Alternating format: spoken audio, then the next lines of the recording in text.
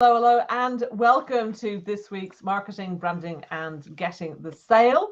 We are here today talking about your business planning, business planning do's and don'ts, in fact. So we're going to be diving into some of those. But what we want you to do is, first off, put hashtag live if you're watching this live in the comments, and hashtag replay if you are catching up with this later. Okay, so let's get into some introductions, just in case you haven't met us before. Jess, let's start with you, and then over to Stephen, and then I'll introduce myself. Yeah, so I'm Jess. I work with businesses to increase the profits through increasing the customer retention. So actually a 5% increase in customer retention can give your business more than 25% profit. So I've got a 6-step brand loyalty process that works towards achieving that for my clients. Good afternoon, everybody. My name is Stephen Lerman. I own a company called Chameleon BDS Limited, outsourced appointment setting, cold calling and prospecting for those people that don't like to, don't want to, and don't have the time to make those calls for campaigns or to bring in new business. Then I'm your man. Fantastic. Thanks for that, Jess and Stephen, and welcome John, who's live with us here today. So you're welcome to join us, and please comment below. We'd love to know, what are your business planning do's and don'ts or challenges that you may have around business planning as well. Just for anyone who hasn't met me before, I'm Una Doyle. I'm a business strategist and coach, and I can help any business to unlock 50K in 50 minutes. And if you want to know how I do that, if you're a bit kind of, if that doesn't sound possible, then comment below or send me a message, and I'll be happy to send you a video that shows you how I do exactly that for my clients. All right, well, let's kind of dive into our business planning do's and don'ts. So we talked a little bit a few weeks ago, actually, about, whether, is it a written plan or is it kind of all in your head? And we thought, well, let's get into it in a bit more detail today. I want to talk about the mindset of business planning, actually, because I see that there's a few problems that quite often get in the way of people making business plans. And I think actually one of the distinctions I'd like to make is the difference between the business plan that you would use to get funding. So whether that's an overdraft or loan facility from your bank, or maybe, you're doing, you're actually, getting, I don't know, some kind of other loan or grant or finance or whatever it might be, investment even from third parties. They require a business plan that is very financially focused, but doesn't actually have the details of like what's the day-to-day activities. So when I'm talking about a business plan, what I generally mean is actually a 90-day plan. So I split them up into quarters. You may have heard this term before of 90-day planning. And it's very focused on the activities. The finances are there, but it's focused on what are the activities that are going to create the numbers. And what I've seen a lot of the time is people, they create a plan and they put numbers in the plan, but then they don't actually have what are the strategies, what are the activities that are going to produce those numbers. And do you know what that's like? It's like, if you imagine a football pitch. So you got the ball, you got the players, you got the nets, and there's a scoreboard. And it's like going and changing the numbers on the scoreboard, but nothing different has happened on the pitch. So that doesn't work. It just means, well, they're just numbers. So you can't do that. You have to change what's happening on the pitch. And if you put that in writing, then that is what's going to actually help you to do better in your business and to get the results that you want. So Jess, over to you. What's your thoughts on that distinction? Anything that you'd like to add or any questions around that? No, I love that, because even when you imagine, like, I'm not a huge football fan, but you know, I have plenty of people in my family who are, so I'm always forced to watch the games. So I've got a big idea, but I love kind of the analogy that you're saying, because even in a football match, you've got the strategies, you've got the tactics that they're doing on the pitch, you know, you've got all that, which ultimately, you know, gets them the goal, you know, and then you know, I don't know, gets them increasing, gets them up the league. So it's the same with your business, isn't it? Having them strategies and tactics in place.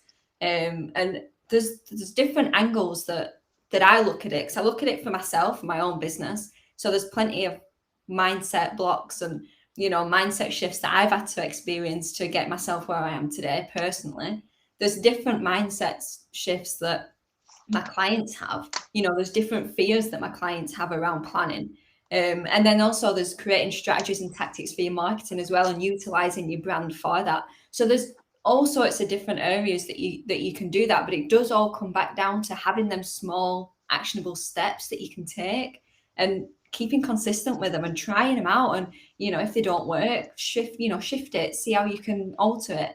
And that once you start doing it, once you start getting to a routine of it, whether it is 90 days or whatever works for your business, that gets easier, doesn't it? It gets more exciting to do, because you think, oh, that's not working, I'll try something new. And you know, you're constantly evolving. So it can be turned into an exciting thing, even though it takes a lot of my energy personally as well. I was doing mine the other day and I was knackered after it. It's wiped me out completely. But now that I've got them actions and I know where I'm going, I've got that buzz again about, you know, where I'm going to be and the activities I'm going to do. So yeah, I think like that's important, seeing it as an exciting thing to do, and you know, the reward you're going to get from it rather than a daunting task. Absolutely. So, Stephen, what about yourself? What's okay? So before I divulge my thoughts, I want to throw something back to you. Sure. So we're talking about business planning, but within business planning, you also have forecasting, don't you? Yeah. So are the two mutually exclusive or mutually inexclusive or unexclusive? Because for the first time ever in my business, I had to put together a business plan when I was looking for some type of funding when I first started. And that was very, very financially driven. To be honest, I haven't revisited it in a while, and I know I need to, because times are changing. And thankfully, touch wood, getting busier, I now need to revisit certain things and look at my goals.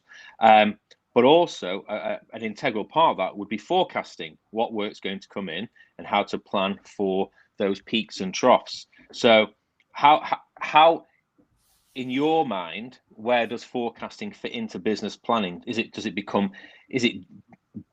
at the beginning, is it during, or is it after, or is it, and because for me, forecasting is an ever-moving object.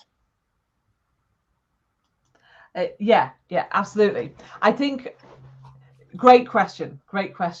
So I think there's a few different aspects to this. So one is, okay, so planning your, kind of really being clear on your business and marketing strategy, and then what are the projects, processes, and promotions that are going to get you the results that you want. Okay. What I often like to do is go through that process with people first, and then get them to work out, okay, so if these are the things you're going to do, what results will that give you? And I'm telling you, 9 times out of 10, in fact, if not 9.5 times out of 10, the results that they get from, that we're forecasting from that activity is typically way higher than an amount that they would have set as a goal. Okay, so that's one part.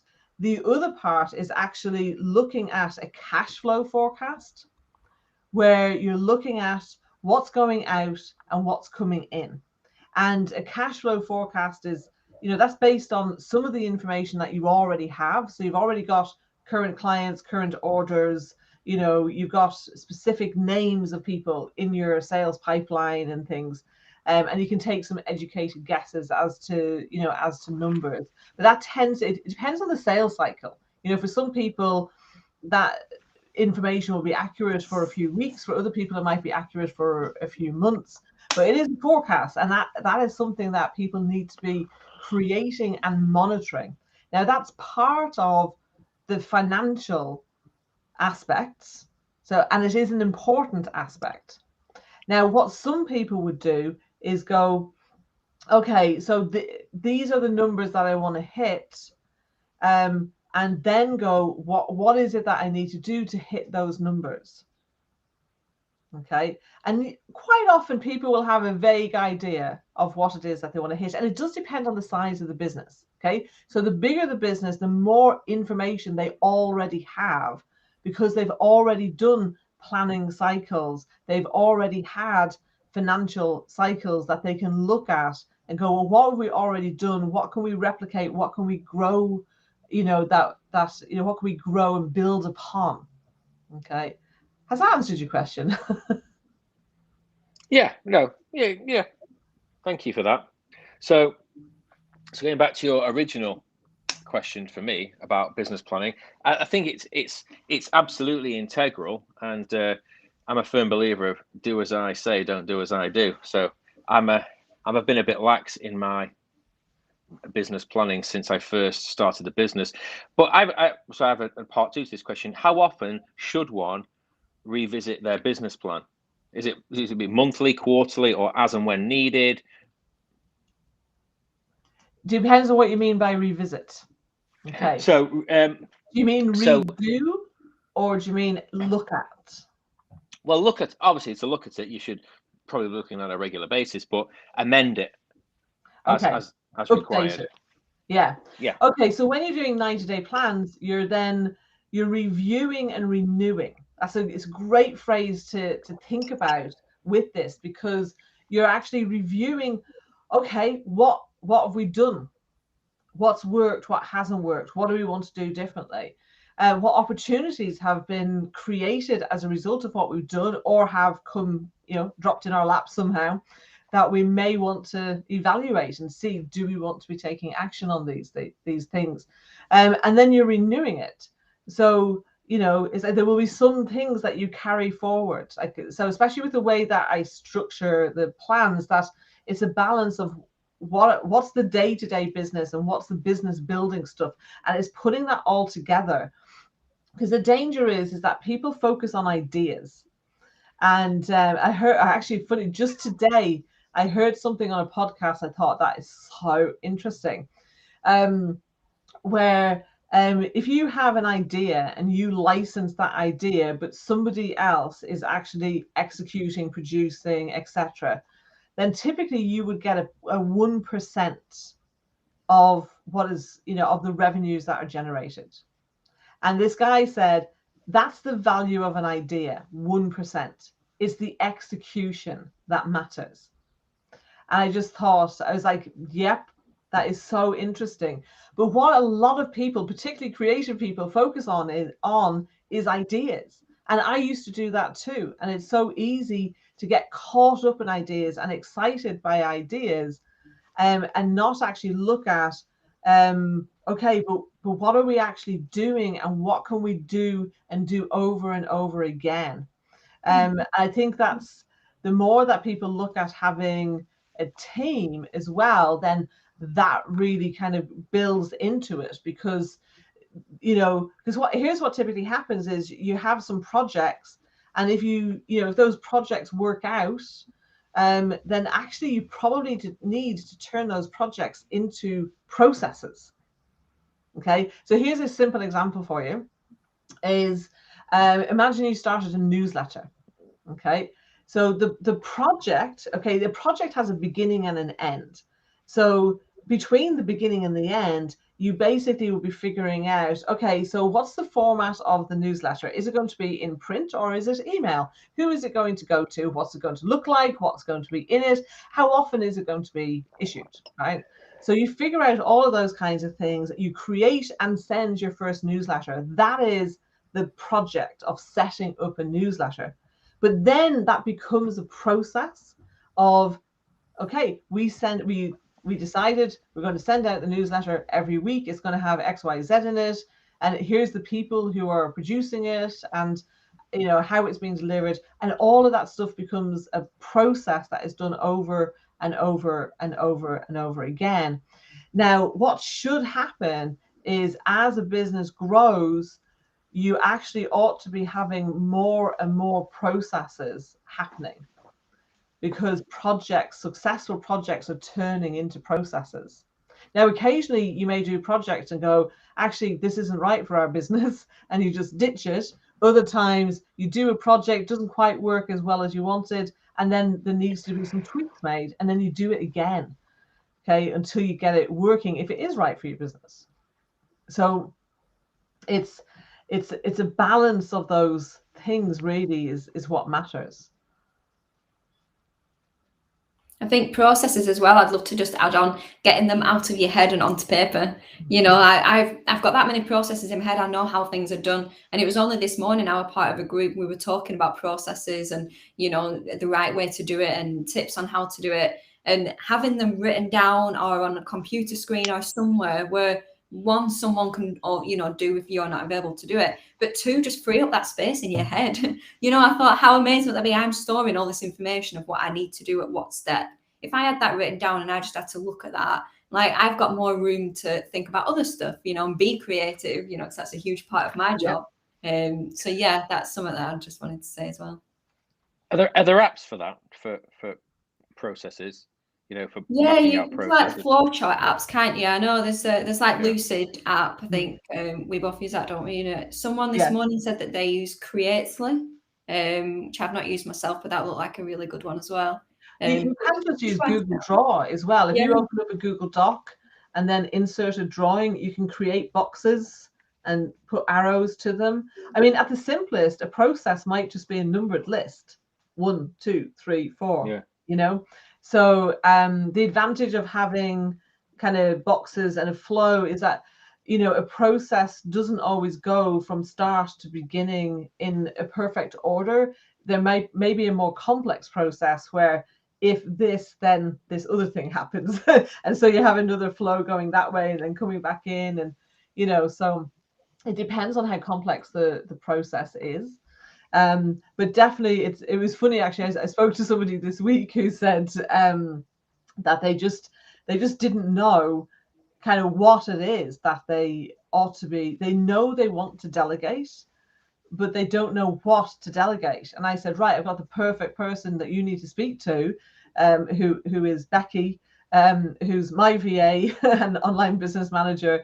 And she can do a session with people to talk about their business, what their needs are, and figure out, okay, so here's the gaps, here's where you need some processes, here's where you could delegate some stuff.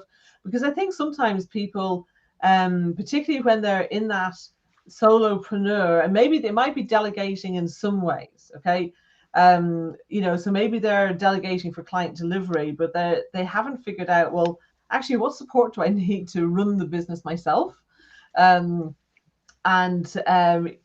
To be able to kind of have those things created for you and have things set up, where you're using certain apps and tools that can actually automate things and make things happen a lot easier. It just can save so much time. And time is money, and time is our souls. It's like, if you think about what you want to do with your time, I mean, the three of us are here because we love what we do, and that's great, but we don't want to be spending 20 hours a day doing what we do. Okay, I don't even want to be spending 10 hours a day doing what I do. So having processes and looking at, well, how can I streamline this? How can I deliver better service? How can I delegate this? How can I automate it? Those are all questions that make a big difference. And typically for my clients, there will be one project at least that will be around, okay, how can I actually improve the way things, the systems and processes in my business, either to create something or to improve something that's there. I've actually started a new process today. I came upon it by accident. So obviously I charge for my services, and I'm trying to find out just how much time I'm spending on the phone and how much time I'm spending doing emails on the back of the phone calls I make for my clients. So somebody told me about a program called Toggle. Yeah. So I used it today. It's a free trial, but it's free, you know, after the 30 days. It's amazing how much time you think you actually spent on the phone once you break it down, because all I have to do is click a button and it switches from making phone calls to sending emails. And at the end, it tells me how much time I've spent doing that and how much time I've spent doing this. I'm thinking, okay, so I'm getting there. I'm looking at new processes to streamline my business to know where I'm going to be more effective and less effective, or where I'm being least effective. So I do take what you say on board, Una. I do listen. It's a sprint. It's a race. What is it? A marathon, not a sprint. There you go. Absolutely. Yes. I love that saying. It's a marathon, not a sprint, because I think it helps in terms of actually having people understand that, you know, we've got, I think especially when people are more creative and maybe more extroverted, you know, or more extroverted, is that we tend to be the people that move the fastest. We think the fastest. We tend to have the most ideas, you know, and particularly for creative people who have an idea, and sometimes it's almost like, oh, I've had the idea. It's almost like it's done. So for instance, Hitchcock, you know, when he actually found filming really boring. Do you know why? Because he had spent so much time creating it already in his ideation and planning and storyboarding and all of that. So all the pre-production stuff, he loved that. But then by the time he came to film, it was kind of like, well, I've already created this. And he didn't enjoy that very much. Isn't that interesting? And I think we can have that sometimes where we have ideas for our business, but then they end up not getting implemented. And not all ideas should be implemented. I don't mean that. But not even properly explored, because sometimes, you know, we can have ideas and it's like, oh yeah, I kept thinking about that, and then it never happened. And I think that's one of the great things about having a planning process, is that it allows you to capture those ideas, and ideally you'd be capturing them along the way, and then you're able to evaluate and prioritize, because this is what it all comes down to. Okay, you know, how we prioritize our time, and it's a lot more about what we say no to than what we say yes to, that actually dictates our success. You know, the most successful people in the world, they say no all the time. And I think it's a danger for people, whether it's coming from people pleasing, or actually, no, it's mainly from people pleasing, I think. You know, that people say yes more than they should, you know, so people pleasing, having poor boundaries, that often actually really gets in the way. And that's one of the other things I love about business planning, right? So is that you have a written plan, and then, you know, you got, you know, and in 3 days, in 3 pages, typically, we can have a business plan, a 90-day plan with weekly activities. Okay, so it depends on the complexity of projects, and obviously where people have teams, it will be a little bit longer, because you've got to reflect what the team are accountable for as well. But you know, you've got a couple of pages that you can print out and know, this is what I've got to get done this week. And when people aren't getting things done, yet we've worked out that in theory they have the time to do that, then something else is getting in the way. And being able to unpick that and get to the root cause of why someone isn't getting things done is huge, because then we can unblock whatever that block to flow is. Jess, over to you. I think, I suppose, just listening to what you're saying, you know, when you were talking about prioritizing, that's been a huge benefit for me with doing my 90-day planning. I've been doing it this way now for a couple of years, doing it every 90 days. And I'm one of them. I always have the big ideas. I always have new ideas that I want to do. And if I didn't do that 90-day planning, I'd be so overrun with tasks that I want to do, things that I want to achieve. And then I'd be putting myself down for not achieving that. I'd be setting myself unrealistic goals of accomplishing more ideas than I've physically got the time to do, never mind capability. So being able to prioritize and take that time to really break it down and look, what have I got the time for? Like, yeah, I've got the time for more ideas than I thought, or maybe I need to pull it back and do another one next quarter. And like you say as well, with saying no, it sets you up to say no. You know, you can say, no, that wouldn't really fit with me for the next quarter. I'm focusing on X, Y, and Z that I know is going to push my business and give me X results, you know, but let's talk again in 3 months or in 2 months. And, you know, maybe we can sort something else out. And how empowering is that, you know, even for the other person talking to you, for them to think, oh, wow, you know, this person, like, they really know what they're doing. I do want to work with them. I want to follow them. I want to support them. You know, I want to refer people onto them, because if she's this organized within her business, how organized are her clients? You know, so it's them, it's that stuff that not only it benefiting you, but it is benefiting your business as a whole in different ways that you might not realize, you know, on a day-to-day, I suppose. Yeah, absolutely. I couldn't agree more. It's so interesting that other people, what you said about other people's perspectives, that when they're communicating with you and you are so clear. And actually, this is something I want to talk about, is, you know, having a clarity of vision, and having that vision written down. Because, you know, if you don't know where you're going, then any path's going to get you there. You know, and so I think having that clear vision, and then to make sure that you're reconnecting to your vision before you do every planning session. Because now, I mean, in my view, you ought to be reconnecting to your vision on a daily, weekly basis at the very least, because that keeps you focused. It keeps you clear, you know, on, you know, what you're aiming for longer term, and, you know, why. So all of that, you know, is built into your vision. So I think that's really key, you know, to be able to do that. So yeah, I think that one of the, there's a don't I'd like to talk about, actually, which is where people keep doing the same thing, even though it's not getting them the results that they want. So, and without realizing, isn't it? It's blindfolded. You're just in a habit, you know, a habit that needs to be changed, but, you know, you're not aware that it needs to be changed, you know. And how amazing would it be if you do spot them things in advance, and then you can, you know, you can enhance it, you can do something different and get even better results later on the line. So yeah, I think that's really powerful as well.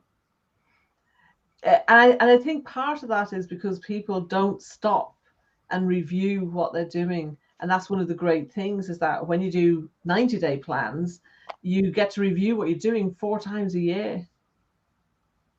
You know, you got 4 bites of the cherry to learn and to become a better business person. So I think that can be very powerful. And I know that since I've been doing this, that it definitely has helped me, you know, to really look at, okay, so let me look at what I plan to do. Well, what of that did I actually achieve? And it's not necessarily about achieving 100% of your plan every single time, you know, particularly when you first start out, you know, doing business planning, because there's going to be a lot you don't know. But the more you plan, review, you know, kind of plan, do, review, plan, do, review, plan, do, review, plan, do, review. The more you do that, the more data you get as to what doesn't work, you know. I think we might have lost Stephen. Stephen, are you still there, or have we just lost your picture? There he is. Oh no, we've lost him for a while today in a different location. So planning was too much. We'll come back in a moment. So yeah, so I think it's that lack of reviewing, actually, isn't it, that can keep people doing things, and they don't even really know if that's working for them or not. So, and that rule applies with everything as well, doesn't it? Your marketing, you know, the networking events you're attending, the materials you're using, the suppliers, the partners you have. everything that you've got within a business does need regular reviewing. It's not just a plan, you know, it's not just a forecast, you know, but, you know, it helps every other angle as well. So, yeah. So you're back with us, Stephen. Welcome back. Sorry about that. I forgot to put my phone on Do Not Disturb. So a mobile phone call came through, so I just had to shut it off. So it threw me out the meeting. Sorry about that. Very poor planning on my part. Yeah. Oh, John's just saying, I've always thought of the process as review, plan, do. Yeah, absolutely. Yeah, because once you've done your first one, then yes, you're reviewing, planning, and doing, and then yeah, absolutely. It's that whole cycle, isn't it? So yeah, very true.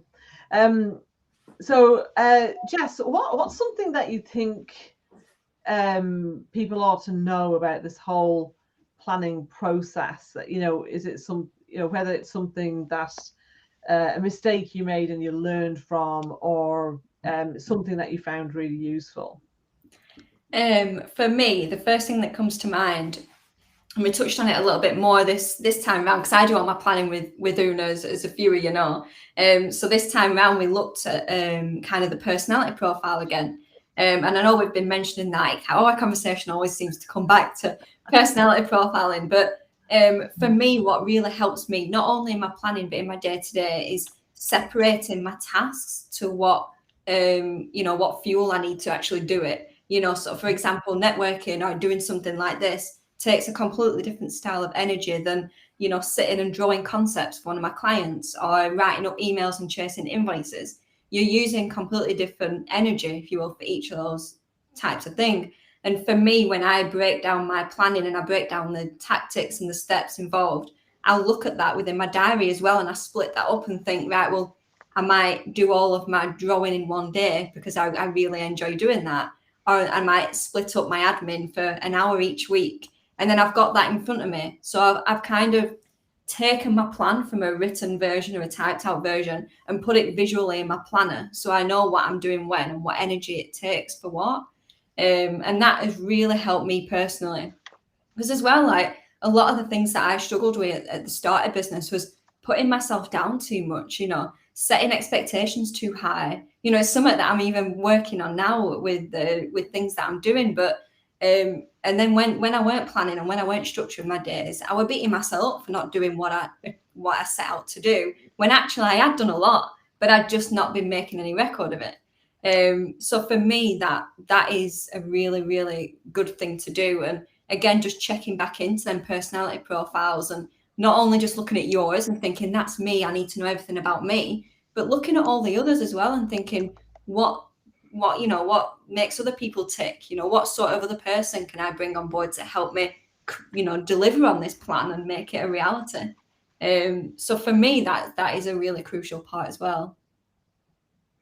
Yeah, I think that's it's so true that and the reason why we were doing that, and I kind of, to be honest, all the time we keep going back to what has people in and out of flow, and making sure they're using the right strategies and they're not kind of veering off from those, because and that's actually another don't that I have, which is copying every new fad that's out there and hoping that something sticks.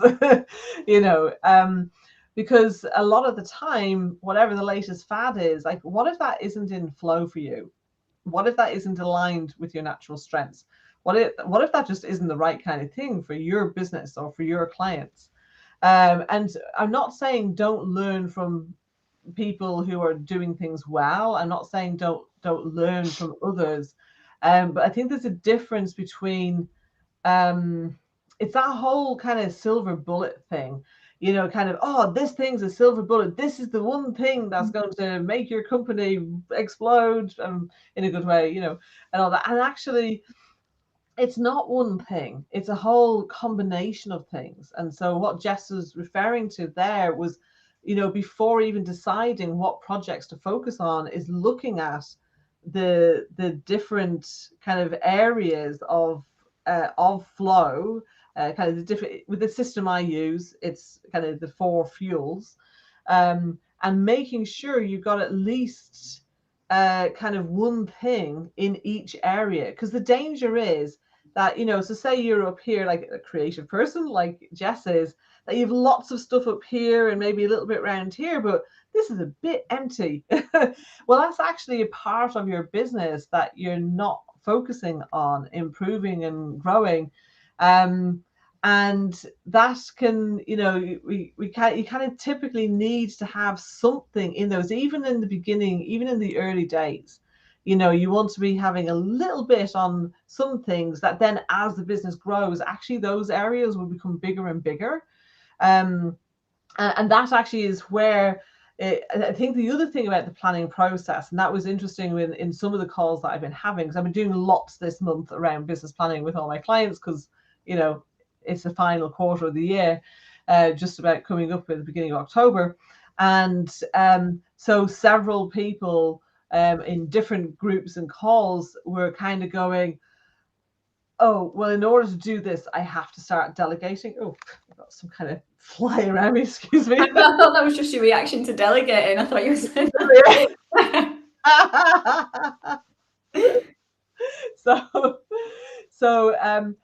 and that brought up things that we needed to discuss around their mindset, around some practicalities, around resourcing that, you know, and so it's good because it means you can get into those things relatively quickly, because you know, because of planning and you know, reviewing, planning and doing, getting to do that over and over again, is that you're making sure that the business owner and their team, if they have one, are focused on the right things for the right stage of business.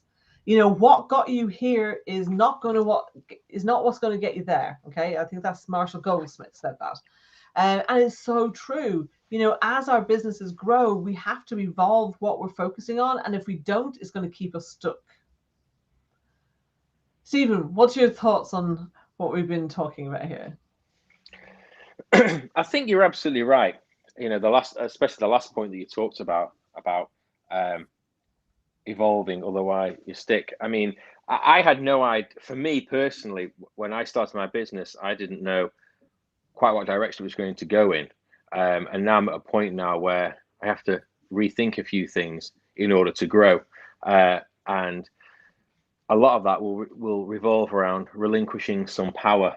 Because I like to do everything. I like, you know, and that I think that's a big thing for business owners. You know, relinquishing power. It's a big thing. You know, you like things to be done a certain way, but in order to grow, you're going to have to let somebody else run with it, if you will, make some mistakes and fix them, and then move forward, and hope that your clients will see that and stick with you. I mean, I've got clients that only want me to make calls for them. You know, I can't do it for everybody. You know, at some point I need to hand over the reins to somebody else. But for me, I'm now going to have to redo my plan, you know, and you know, and change it. So it's quite daunting. You know, I'm a first time business owner, entrepreneur, call it what you will, a bit late to the party. But there's quite a lot of it's daunting. You know, I've always relied on other people to do those things because they've been business owners and I've been, you know, a cog in that wheel. Now I'm the big wheel, and it's a very steep learning curve. So, you know, kudos to you two for doing it. And you know, on this, I don't know how long you've been in business, Jess, Una. I know it's you know, sometimes my mind is constantly racing about what things I need to do and what things I need to change, and I don't sleep very much at the moment. So I think as well, like, so just before I ask you the question about that, Una, there's that fear of missing out on any opportunities, isn't there? Like, you put this 90-day plan in place and you think, right, okay, but what if something amazing comes along within the 90 days and if I've not planned for it and I can't do it? And I think something that maybe held me back at the beginning, before I started working with Una on it, was that fear of missing out on an opportunity and pigeonholing myself to do a certain thing when, what if it doesn't work? So I suppose leading on from what Stephen said, Una, like, I know that reviewing your 90-day, you know, within the 90 days is always good to keep on top of it. But if you get into a habit of changing it halfway through each quarter, then you're just going to be doing that the whole time, aren't you? And then that's not going to get you anywhere. So what advice or tips would you have, I suppose, to balancing that, maybe that fear and that reviewing time? Well, I think that comes back to, number one, having real clarity of vision, because when you have that real clarity of vision, then you're able to know, well, okay, is this opportunity going to bring me closer to my vision?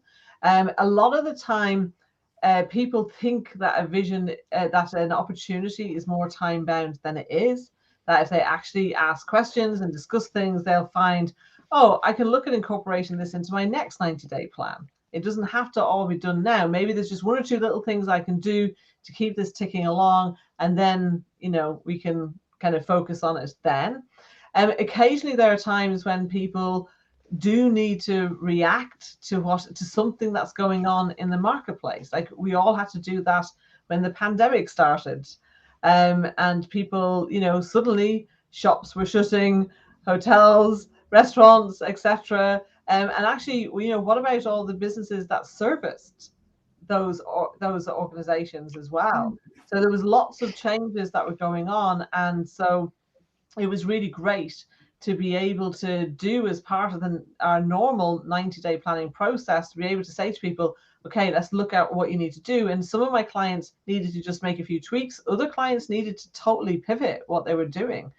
And I think what's interesting is that some people I spoke to at that time, I did a whole load of business clinics, just free Zoom calls where business owners could come on and get some advice and ask some questions. And, you know, and it's interesting, like there were some people that I spoke to, and, you know, and I said some, like, you know, some not very rocket sciencey things like, well, if your market is currently all shut down, then I think you need to focus on another market.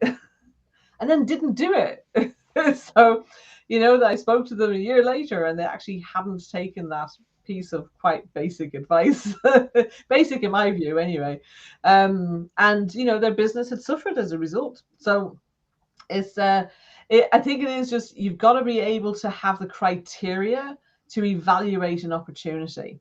And if you're not clear on your vision, your goals, the plan that you have, and what you expect to get as a result of the plan from the different things that you're doing within it, then how can you compare and contrast and go, okay, if I do this opportunity, it means I can't do this other opportunity.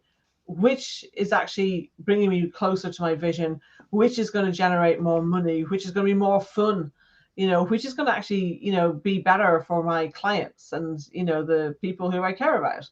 So you've got to, you know, you got to know what those criteria are. And I think actually, if you don't go through business planning processes, you're going to end up being kind of battered from pillar to post because, you know, because you don't have that clarity.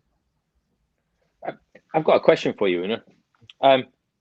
What do you suggest or what do you recommend to people who start a business plan and then, you know, something throws them a curveball, like the pandemic, you know? Yeah. Would they necessarily have to redo their business plan from scratch, or would they just be able to like go off on a tangent or a separate channel, and so that at a time when they were able to, they could revert back to their original plan without putting their new, not process, but new venture to one side, so they could run the two in tandem? Would they have to have two separate business plans, or could they run the two together? Would one be incorporated into the other? Right. Okay. So you're talking about, is this like a one-person business that you have in mind, or a bigger concern? I'd say let's go with a 1 to 2 person business, a small to medium-sized business. All right. So here would be my take on that. If you are a one-person, if you are a sole proprietor of a business, then you ought to only have one business. There will probably be some exceptions where something is totally aligned, but generally speaking, there is more than enough work to grow one business. And generally speaking, when people have more than one business and they don't have teams running those businesses, none of them are making any money. Or they have one business that's making money and they think they're running these other ones, or they're trying to, and they can't get them off the ground. Why? They're spreading themselves too thin. Okay, fair enough. Right, because because the thing is like, so I help my clients start getting more money in, more clients, which makes them busier in some respects. And the last thing they need to do is then have a distraction. Now, during the pandemic, it was different because people's livelihoods disappeared overnight, and they had to do something different. So, whether that's like a retail client I had who had to get online, they had a website, but they weren't selling online. And actually, as a result of the work we did through that, they've actually created a whole new product, that could transform their business. So it's interesting to to see that now retail is opened up again, so they are selling. Though interestingly, retail has, in many instances, has not come back to the same level that it has before. So the fact that they're now online and they're looking at growing, that is actually a really, really good thing. The market has changed. People who would never have bought their products online before now do, because they're used to doing it. They had to do it, when we were in lockdown. Now, where you've got somebody who is, say, let's take utilities warehouse, okay? So say you've got a business owner who maybe they're into property, okay? So say maybe they do property investment or rentals or something like that. And for them to be a utilities warehouse representative, that's okay. That makes sense to me. Okay. They're just, that's like in conversations and it's related to what they're doing. They can go, oh, hey, by the way, would you like to save on your bills too? That to me, that makes sense that they could do that. As long as they weren't having it take away from their core time, right? But in a lot of instances, so say you have an unrelated business, and then you introduce a second business that isn't anything to do with your core business, I actually think that often can, and it's not necessarily a kind of multi-level marketing type thing. It could be any business, but I think often it destroys your credibility, because people have been thinking of you, particularly if it's a service, right? That they're thinking of you as an expert in one thing. And if you then are trying to be an expert in other things as well, people just don't believe it. So stick to what you're good at. For the most part, yeah. Okay. I think so, because that's not to say that your business won't evolve. I started off 17 years ago as a life coach. So I now do business strategy and coaching. My business has kind of changed and evolved and grown over those years as I've learned various things. I learned a lot of big lessons in the early days. So it's not that there can't be change. There will need to be change and evolution, occasionally revolution. But yeah, generally what you want to avoid is people spreading themselves too thin. And I think that's one of the best reasons to do a business plan. And I think one of the key things is to make sure, like what Jess was saying earlier, it has to be in your calendar. It has to be reflecting your day-to-day activities. Otherwise, the chances are it's just going to be a load of ideas that is either in your head or on some paper somewhere or in a document somewhere. But what? Okay, cool. Thank you. Have we answered your questions, Stephen? Thank you. Yes, you have. Good. Excellent. Anything else that you'd like to add, Jess, before we wrap up on this? I suppose not, because the thing that I'm like screaming in my head, what you're saying is consistency, isn't it? It's all about consistency. Yeah. And what you were saying as well, it reflects on your brand as well.